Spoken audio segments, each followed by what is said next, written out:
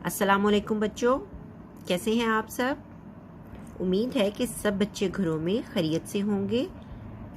अल्लाह ताला आप सबको अपने हिफ्ज़ ईमान में रखे, आमीन।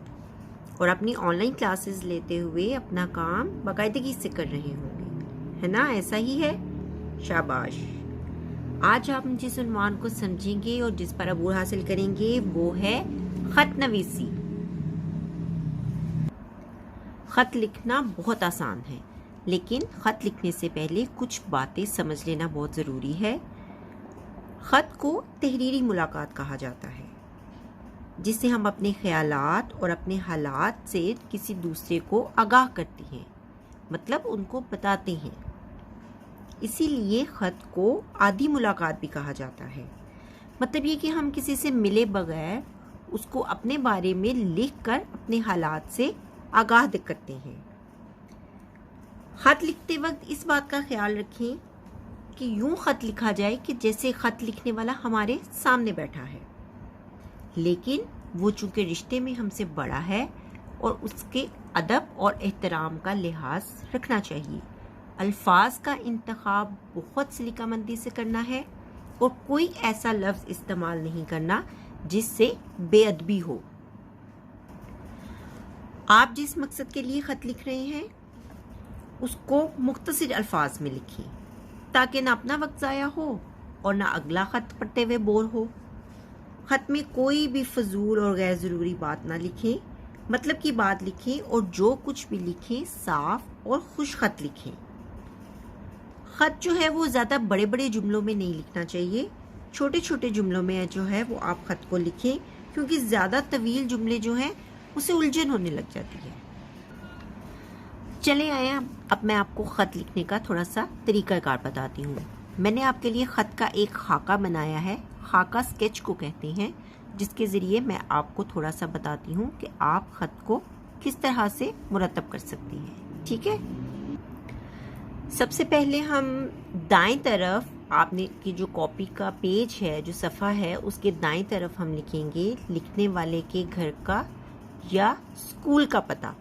ठीक है, चूंकि हम ये एक फ़र्ज़ी ख़त लिख रहे हैं तो इसमें हम अपना पता नहीं लिखेंगे, हम यहाँ पर लिख देंगे अज़ कमरा इम्तिहान। ठीक है, निचली लाइन पे आप लिखेंगे उसी के नीचे शहर या जगह का नाम। अब शहर या जगह का नाम हम चूँकि एक फ़र्ज़ी ख़त लिख रहे हैं तो यहाँ पर हम शहर या जगह की जगह क्या लिखेंगे, अलिफ बे जीम। ठीक है, नीचे आपकी तारीख आ जाएगी। आप जिस तारीख को ख़त लिख रहे हो, आपने उर्दू में जैसे आप तारीख लिखते हो, बिलफ़र्ज़ 31 मार्च 2021। ठीक है, आपने इस तरह से यहाँ पर तारीख लिखनी है उर्दू में। ठीक है, तारीख लिखने के बाद नंबर 2 पर आपका आ जाएगा अलकाब। अलकाब का मतलब है कि आप जिसको ख़त लिख रहे हो आप उसको मुखातिब किस तरह कर रहे हैं। बिलफ़र्ज़ आप अगर चचा जान को ख़त लिख रहे हैं तो आप लिखेंगे मोहतरम चचा जान। अगर मामू जान को लिख रहे हैं तो मोहतरम मामू जान लिखेंगे। अगर उस्ताद को लिख रहे हैं तो उस्ताद मोहतरम लिखेंगे। या फिर अगर आप अपने दोस्त को ख़त लिख रहे हैं तो आप लिखेंगे प्यारे दोस्त या प्यारी दोस्त। ठीक है, अगर आप अपनी बाजी को आपा को ख़त लिख रहे हैं तो आप लिखेंगे प्यारी आपा जान। ठीक है, ये अलकाब कहलाते हैं। नंबर 3 पे आपका आ जाएंगे आदाब। अब आदाब में जब आप किसी से मिलते हैं तो अस्सलामुअलैकुम कहते हैं। ठीक है, तो यहाँ पर भी हम जब मुखातिब हो रहे हैं किसी से भी, चचा से, मामू से, वालिद से, वालदा से, किसी से भी, तो हम सबसे पहले अस्सलामुअलैकुम यहाँ पर लिखेंगे। ठीक है,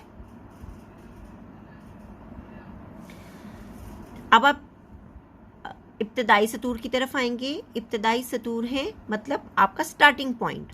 आप जब ख़त लिखते हो तो सबसे पहले किसी का हाल अहवाल पूछते हैं, अपनी खैरियत बताते हैं। ठीक है, आपसे 1 से 2 लाइनों में आप उसकी शुरुआत करोगे कि मैं खैरियत से हूँ और आपकी खैरियत नेक मतलूब चाहता हूँ।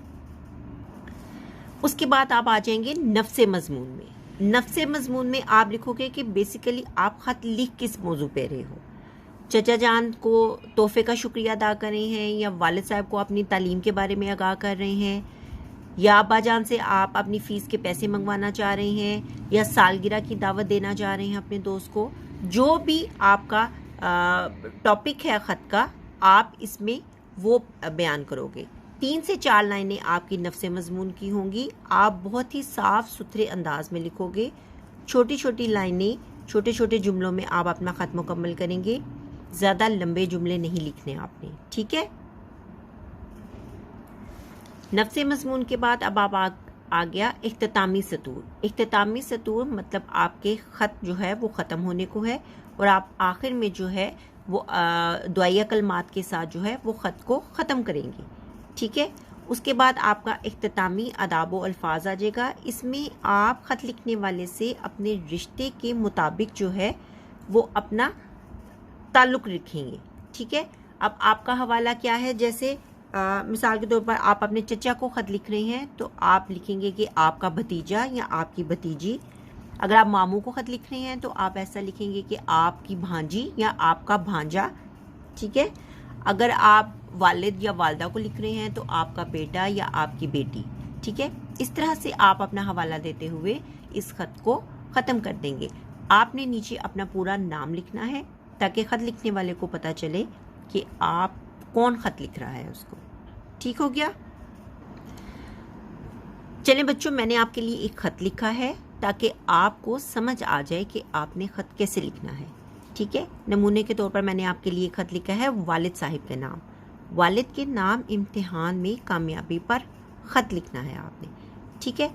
अब देखिए आपके कॉपी का जो सफ़ा है उसके दाईं तरफ आपने जहाँ पर आपकी मार्जिन लाइन ड्रॉ होती है, रेड लाइन, उससे आगे आपने लिखना है अस कमरा इम्तिहान, ठीक है।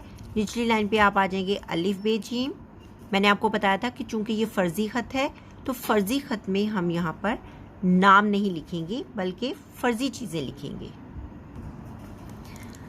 उसके बाद हमने नीचे तारीख लिखी 1 अप्रैल 2021, ठीक है।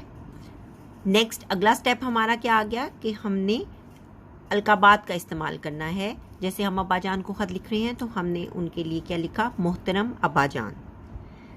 आगे हमने अदाब का ख्याल रखना है, हमने लिखा अस्सलामु अलैकुम, ठीक है। यहाँ तक आपको समझ आ गई।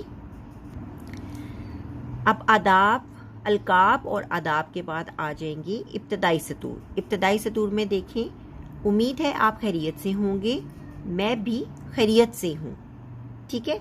इसके बाद हम आ जाते हैं नफ्से मज़मून की तरफ। अब नफ्से मज़मून में हम बताएंगे कि हम किस उन्वान पर ख़त लिख रहे हैं। जैसे इसमें लिखा है कि मैं आपको ये बताना चाहता हूँ या चाहती हूँ कि मेरी जमात सोम का नतीजा आ गया है और मैं बहुत अच्छे नंबरों से पास हुआ हूँ। मैंने अपनी जमात में अव्वल दर्जा हासिल किया है। मैंने बहुत मेहनत की और मेरे दोस्तों ने भी पढ़ाई में मेरी बहुत मदद की है। मैंने मुश्किल मज़ामीन की बार बार दोहराई की और गलतियों की इस्लाह करता रहा, ठीक है। ये आपका आ गया नफ्से मज़मून। अब हम आएंगे इख्तितामी सतूर की तरफ कि हम ख़त को ख़त्म करने जा रहे हैं और आखिर में हम दुआया कलमात लिखेंगे। जैसे देखिए इसमें लिखा हुआ है, प्यारे अब्बा जान, ये सब असातिज़ा की मेहनत आपकी और अम्मी जान की दुआओं का नतीजा है। स्कूल की तरफ से बेहतरीन कारकर्दगी पर मुझे सर्टिफिकेट और अवार्ड भी मिला है। मैं जल्द ही आपसे मिलने आऊँगा या आऊँगी। घर पर सबको मेरी तरफ से सलाम।